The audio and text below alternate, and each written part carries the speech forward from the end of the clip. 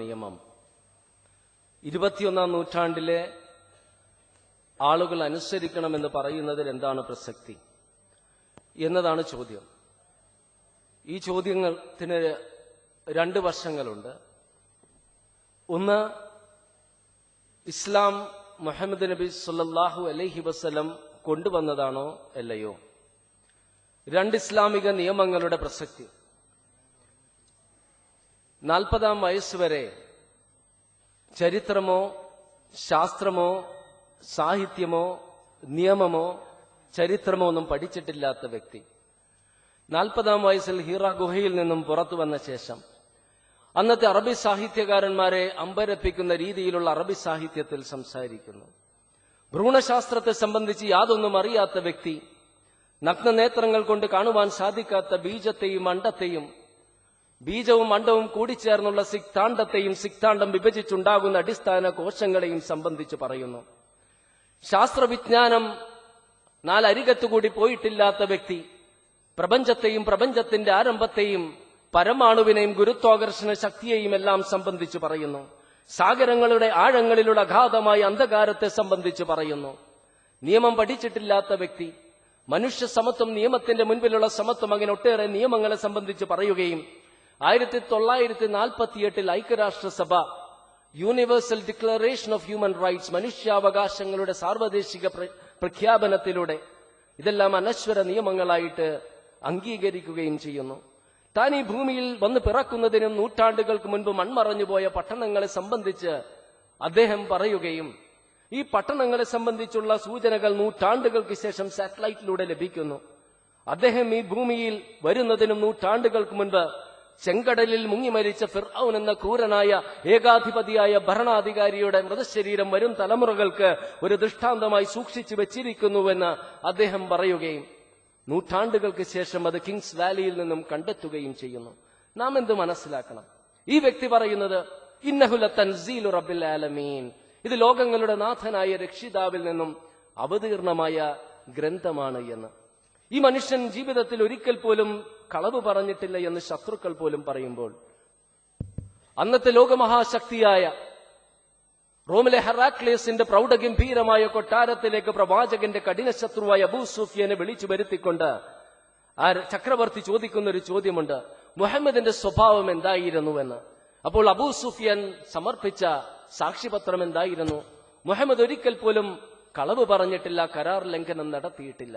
ഈ വ്യക്തി പറയുന്നത് ഒരിക്കലും കളവ് പറഞ്ഞിട്ടില്ല എന്ന് ശത്രുക്കൾ പോലും പറയുന്ന ഈ വ്യക്തി പറയുന്നത് ഇതെന്റെ വചനങ്ങളല്ല, പ്രപഞ്ചനാഥനായ സ്രഷ്ടാവിന്റെ വചനങ്ങളാണ് എന്ന്. ഖുർആൻ സ്രഷ്ടാവിന്റെ വചനങ്ങളാണെന്ന് ബോധ്യപ്പെടുത്തുന്ന ഒട്ടേറെ തെളിവുകൾ വിശുദ്ധ ഖുർആൻ തന്നെ നൽകുന്നുണ്ട്. ഒരുപാട് കാലഘട്ടത്തിന് 23 വർഷങ്ങൾക്കിടയിൽ അവതീർണമായിട്ടും വൈരുദ്ധ്യങ്ങളുടെ അഭാവത്തിലൂടെ, അതിന്റെ പ്രത്യേകമായിട്ടുള്ള ഭാഷാ ശൈലിയിലൂടെ, ശാസ്ത്ര വസ്തുതകൾ അത് പറഞ്ഞിരിക്കുന്നത് ആധുനിക ശാസ്ത്രവുമായി യോജിക്കുന്ന കാര്യങ്ങളിലൂടെ എല്ലാം ഖുർആന്റെ മാനുഷികത നമ്മെ ബോധ്യപ്പെടുത്തുകയാണ്. ഞാൻ ഒരു കാര്യം തന്നെ പറഞ്ഞു തരാം. നഹൽ എന്ന അധ്യായത്തിൽ തേനീച്ചയെ സംബന്ധിച്ച് പറയുന്നുണ്ട്, വഔഹാ റബ്ബുക ലന്നഹലി അൻ തഹ്വി മിനൽ ജിബാലി ബുയൂതൻ വമിനശ് ശജരി വമിമ്മാ യരിശൂൻ. തേനീച്ചക്ക് അല്ലാഹു ബോധനം നൽകുന്നു, നീ കൂടുണ്ടാക്കുക മലകളിലും മരങ്ങളിലും മനുഷ്യർ പാർക്കുന്നിടങ്ങളിലുമെല്ലാം എന്ന്. ഇവിടെ തേനീച്ചയുടെ കൂടുകൾക്ക് പ്രത്യേകതകളുണ്ട്. 5 അറകളാണുള്ളത്. തേൻ ശേഖരിക്കാനുള്ള സ്റ്റോറേജ് സെല്ല്, ആൺ തേനീച്ചകൾക്കുള്ള ബ്രൂഡ് സെല്ല്, പെൺ തേനീച്ചകൾക്കുള്ള വർക്കേഴ്സ് സെല്ല്, ആൺ തേനീച്ചകൾക്കുള്ള ഡ്രോൺ സെല്ല്, രാജ്ഞിക്കുള്ള ക്വീൻ സെല്ല്. പണിയെടുക്കുന്നത് മുഴുവനും പെൺ തേനീച്ചയാണ്. ആൺ തേനീച്ച രാജ്ഞിയുമായി ബന്ധപ്പെടുക മാത്രമാണ് ചെയ്യുന്നത്. 1973 ശാസ്ത്രലോകം ഇതെല്ലാം മനസ്സിലാക്കുന്നത് എങ്കിൽ 1400 വർഷങ്ങൾക്ക് മുൻപ് വിശുദ്ധ ഖുർആൻ ഒരൊറ്റ ലെറ്ററിലൂടെ, വേർഡിലൂടെയല്ല, വാക്കിലൂടെയല്ല, അക്ഷരത്തിലൂടെ അത് ഉണർത്തുകയാണ്. ഇത്തഹ്ദ് എന്ന് വെച്ചാൽ ഒരു ആണിനോടുള്ള കൽപ്പനയാണ്, ഇത്തഹ്ദി എന്ന് വെച്ചാൽ ഒരു പെണ്ണിനോടുള്ള കൽപ്പനയാണ്. ഇവിടെ അനിത്തഹ്ദി എന്നതാണ്. ദി എന്നൊരു ലെറ്ററിലൂടെ ഖുർആൻ പറയുന്നു കൽപ്പന പെൺതേനീച്ചയോടാണ് എന്ന്. മറ്റൊരിടത്ത് ഖുർആൻ പറയുന്നുണ്ട് മിൻ ബുത്തൂനിഹാ ശറാബ്, അതിന്റെ ഉദരത്തിൽ പാനീയമുണ്ട്. അബൂബക്കർ റളിയല്ലാഹു അൻഹു, ആണിന് നാം ഹു എന്നാണ് ഉപയോഗിക്കുന്നത്. ആയിഷ റളിയല്ലാഹു അൻഹ അതിന് ഹ എന്നാണ് ഉപയോഗിക്കുന്നത്. മിൻ ബുത്തൂനിഹാ ശറാബ്, ഹ എന്ന ഒരൊറ്റ ലെറ്ററിലൂടെ, ഒരു അക്ഷരത്തിലൂടെ ഖുർആൻ അതിന്റെ മാനുഷികത ബോധ്യപ്പെടുത്തുകയാണ്. ആ മാനുഷികതയുടെ ഒരുപാട് വശങ്ങളുണ്ട്. ആ വിഷയത്തെ സംബന്ധിച്ച് നിങ്ങൾക്ക് ഇവിടെ CD-കളെല്ലാം ലഭിക്കും. മറ്റൊന്ന് ഖുർആനിക നിയമങ്ങളാണ്. ഖുർആനിലെ നിയമത്തിന്റെ ഏത് നിയമമാണ് ഈ നൂറ്റാണ്ടുമായി യോജിക്കാത്തത്? ഏത് നിയമമാണ് യോജിക്കാത്തത്? ഏകനായ ആരാധനാകർഹൻ ഏകനായ സ്രഷ്ടാവ് മാത്രമാണെന്ന തത്വം ആർക്കാണ് നിഷേധിക്കാൻ സാധിക്കുന്നത്? മനുഷ്യ ദൈവങ്ങളുടെ അടുത്ത് പോകണമോ? ഖബറുകളുടെ അടുത്ത് പോകണമോ? ഏറ്റവും പ്രസക്തമായതാണ് ആരാധനകർഹൻ ഏകനായ സ്രഷ്ടാവ് മാത്രമെന്നത്. രണ്ടെല്ലാം സ്രഷ്ടാവാണ് സൃഷ്ടിച്ചതെന്ന് ഖുർആൻ പറയുന്നു. ഇന്നത്തെ ആധുനികമായിട്ടുള്ള ശാസ്ത്ര കാഴ്ചപ്പാടുകൾ അനുസരിച്ച് പരിണാമവാദം മരണശയ്യയിൽ കിടക്കുകയാണ്. ആ സൃഷ്ടിവാദം, ഖുർആൻ മുന്നോട്ട് വെക്കുന്ന സൃഷ്ടിവാദം ഒരിക്കലും കാലഹരണപ്പെട്ടതല്ല. മറ്റൊന്ന് ഖുർആൻ പറയുന്ന പ്രാർത്ഥനാ രീതികൾ. 5 നേരം നാം നമസ്കരിക്കുമ്പോൾ നബി സല്ലല്ലാഹു അലൈഹി വസല്ലം പറഞ്ഞില്ലേ, പുഴയിൽ പോയി ഒരാൾ 5 നേരം കുളിച്ചാൽ ദേഹത്തൊരു അഴുക്കുണ്ടാകില്ല എന്ന്. മാനസികമായി അസ്വസ്ഥം ബാധിച്ച ഒരാൾ പ്രാർത്ഥിക്കുമ്പോൾ അയാൾക്ക് കിട്ടുന്ന ആശ്വാസം മനസ്സിലാക്കിയാൽ പ്രാർത്ഥനയുടെ പ്രസക്തി നമുക്ക് മനസ്സിലാക്കാം. ഇനി സക്കാത്ത്, സദക്ക, ദാനധർമ്മങ്ങൾക്ക് പ്രസക്തിയില്ല എന്ന് ആർക്കെങ്കിലും പറയുവാൻ സാധിക്കുമോ? വർഗത്തിന്റെയും വർണ്ണത്തിന്റെയും പേരിൽ ജനങ്ങൾ തമ്മിൽ അടിച്ചുകൊണ്ടിരിക്കുന്ന കാലഘട്ടത്തിലാണ് നാം കഴിയുന്നത്. ഇവിടെ വിശുദ്ധ ഖുർആൻ പറയുന്നുണ്ട് 49-ാം അധ്യായത്തിലെ 13-ാം വചനത്തിൽ, യാ അയ്യുഹന്നാസ് ഇന്നാ ഖലഖനാകും മിൻ ദക്കരിൻ വഉൻസാ വജഅൽനാകും ശുഉബൻ വഖബായില ലിതആറഫു ഇന്ന അക്രമകും ഇൻദല്ലാഹി അത്ഖാകും. ഹേ മനുഷ്യരെ, നിങ്ങളൊരു പുരുഷനിൽ നിന്നും സ്ത്രീയിൽ നിന്നും സൃഷ്ടിച്ചിരിക്കുന്നു, വർഗങ്ങളും ഗോത്രങ്ങളും ആക്കിയിരിക്കുന്നത് പരസ്പരം തിരിച്ചറിയുന്നതിന് വേണ്ടി മാത്രം. തീർച്ചയായും അള്ളാഹുവെങ്കിൽ ഏറ്റവും ആദരണീയർ, ഏറ്റവും സൂക്ഷ്മത പുലർത്തുന്നവരത്രയെന്ന് 4-ാം അധ്യായത്തിലെ 135-ാം വചനത്തിൽ അള്ളാഹു പറയുന്നു, അല്ലയോ സത്യവിശ്വാസികളെ, അള്ളാഹുവിന് സാക്ഷികൾ എന്ന നിലയിൽ നിങ്ങൾ നീതി ചെയ്യുക, നിങ്ങൾക്ക് സ്വന്തം എതിരായാലും മാതാപിതാക്കൾക്കെതിരായാലും ബന്ധുക്കൾക്കെതിരായാലും എന്ന്. ഈ നിയമം പ്രസക്തമല്ല എന്ന് ആർക്കെങ്കിലും പറയുവാൻ സാധിക്കുമോ? അതുപോലെ ജീവന്റെ പവിത്രത വിശുദ്ധ ഖുർആൻ 5-ാം അധ്യായത്തിലെ 32-ാം വചനത്തിൽ പറയുന്നുണ്ട്, മൻ ഖതല നഫ്സൻ ബിഗൈരി നഫ്സിൻ ഔ ഫസാദിൻ ഫിൽ അർളി എന്ന് തുടങ്ങുന്ന വചനങ്ങൾ. ഭൂമിയിൽ അതിക്രമം പ്രവർത്തിച്ചവർക്ക് അതുപോലെ നിരപരാധികളെ കൊന്നവരെയും ഒഴികെ നിങ്ങളൊരു മനുഷ്യജീവൻ എടുക്കുകയാണ് എങ്കിൽ മൊത്തം മനുഷ്യ സമൂഹത്തെയും വധിച്ചതിന് തുല്യമാണ്. ഒരു ജീവൻ രക്ഷിക്കുന്നത് മൊത്തം മനുഷ്യ സമൂഹത്തെയും രക്ഷിക്കുന്നതിന് തുല്യമാണ്. ഇത് പ്രസക്തമല്ല എന്ന് ആർക്കെങ്കിലും പറയുവാൻ സാധിക്കുമോ?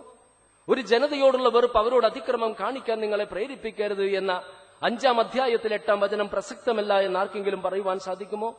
ഇന്ന് ആധുനിക പാപ്പരാസികളുടെ കാലഘട്ടത്തിലാണ് നാം ജീവിക്കുന്നത്. ആളുകളുടെ, പ്രശസ്തരായ വ്യക്തികളുടെ കിടപ്പറകളിലേക്ക് കടന്നു ചെന്ന് നഗ്നചിത്രങ്ങൾ എടുക്കുകയും അത് പ്രസിദ്ധീകരിക്കുകയും ചെയ്യുന്ന ഇരുണ്ട കാലഘട്ടം. ഇവിടെ വിശുദ്ധ ഖുർആൻ പറയുന്നുണ്ട് 24-ാം അധ്യായത്തിൽ 27-ഉം 28-ഉം വചനങ്ങളിൽ, നിങ്ങളൊരാളുടെ വീട്ടിൽ ചെന്നാൽ അയാളോട് അനുവാദം ചോദിക്കണം, സലാം പറയണം, അയാൾ അനുവദിച്ചാൽ മാത്രം കയറുക, ഇല്ലെങ്കിൽ തിരിച്ചു പോരുക എന്ന്. ഇങ്ങനെ ഓരോ നിയമങ്ങളും ഖുർആൻ എടുത്താൽ, സ്ത്രീകളുടെ അവകാശങ്ങൾ 4-ാം അധ്യായത്തിൽ 1-ാം വചനത്തിൽ പറയുന്നത്, ഒരേ ആത്മാവിൽ നിന്നാണ് പുരുഷനും സ്ത്രീയും സൃഷ്ടിക്കപ്പെട്ടത് എന്ന്. പെൺകുഞ്ഞിന്റെ ജന്മത്തിന്റെ പേരിൽ സ്ത്രീകൾ, മാതാക്കൾ ദ്രോഹിക്കപ്പെടരുത് എന്ന് 2-ാം അധ്യായത്തിലെ 133-ാം വചനത്തിൽ പറയുന്നു. ഒരു പെൺകുഞ്ഞിന്റെ ജന്മം സന്തോഷവാർത്തയാണെന്ന് 16-ാം അധ്യായത്തിൽ 58-ാം വചനം ഉത്ബോധിപ്പിക്കുന്നു. ദാരിദ്ര്യം ഭയന്ന് നിങ്ങൾ പെൺകുട്ടികളെ വധിക്കരുത്, കുട്ടികളെ വധിക്കരുത് എന്ന് 17-ാം അധ്യായത്തിലെ 31-ാം വചനം ഉണർത്തുന്നു. അങ്ങനെ വധിക്കുന്ന മാതാപിതാക്കൾക്ക് കഠിനമായ ശിക്ഷയുണ്ട് എന്ന് 81-ാം അധ്യായത്തിലെ 8-ഉം 9-ഉം വചനങ്ങളിലൂടെ ഖുർആൻ മുന്നറിയിപ്പ് നൽകുന്നു.